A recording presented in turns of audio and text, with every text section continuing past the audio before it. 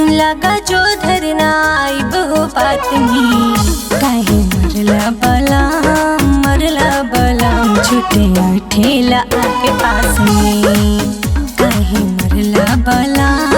मरला बलम छुटे ठेला आके पास में बलम हो छुटे ठेला आके पास में। सुना हो धनी न मारब हो आज से, सुना हो धनी न मारब हो आज से। घरे चला धनी खाना हम ही बनाइब रात में। घरे चला धनी खाना हम ही बनाइब रात में। हे धनी हो खाना हम ही बनाइब रात में।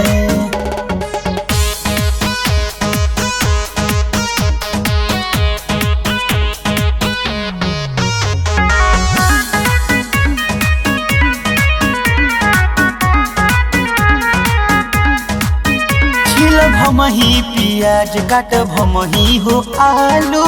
चल घर धनी कहे ऐसे रिसियालू। बात तू से खाली रोज रोज करेला कुछ हो न करेला तू दिन खाली धरेला। हे राजा हो कुछ हो न करेला तू दिन खाली धरेला। देना मौका तू धनी अब की बार में, देना मौका तू धनी अब की बार में। घरे चला धनी खाना हम ही बनाइब रात में। घरे चला धनी खाना हम ही बनाइब रात में। ए धनी हो खाना हम ही बनाइब रात में।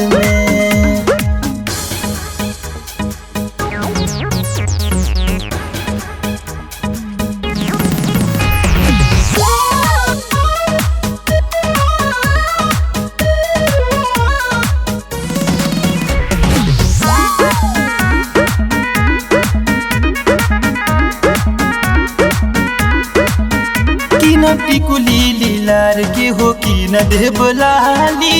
कहबू तले आई जूड़ा पे कजाली। सुनल सजन हम फंसब न जाल में। पैबन सुगा उड़ गइल डाल पे। सजन हो पैबन सुगा उड़ गइल डाल पे। नाम तोहरे बादल के किताब में हो, नाम तोहरे बादल के किताब में। घरे चला धनी खाना हम ही बनाइब रात में। घरे चला धनी खाना हम ही बनाइब रात में। हे धनी हो खाना हम ही बनाइब रात में। का हमसे इतना प्यार करेला तू? हाँ हो।